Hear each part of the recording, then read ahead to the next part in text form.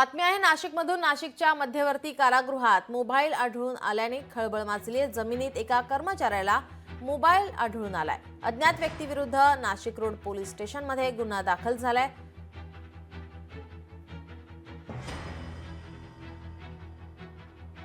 नाशिकच्या मध्यवर्ती कारागृहात मोबाईल आढळून आल्याने आता खळबळ माजली। जमिनीत एका कर्मचाऱ्याला मोबाईल आढळला आहे।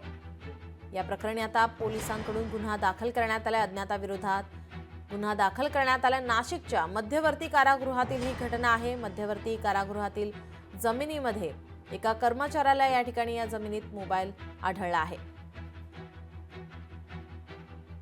आपले प्रतिनिधी महेश महाले आपल्यासोबत फोन लाईन वरून जोडलेत। महेश, काय अधिकची माहिती?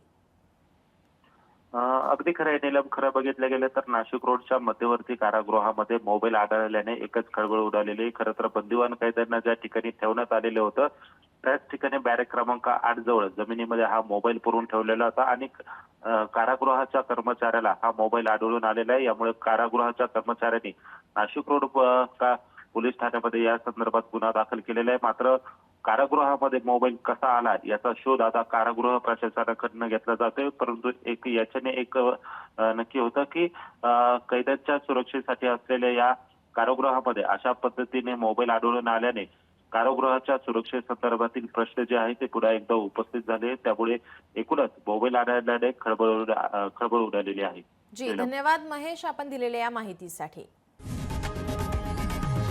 लोकशाही मराठी ऐका, पहा, जागरूक रहा।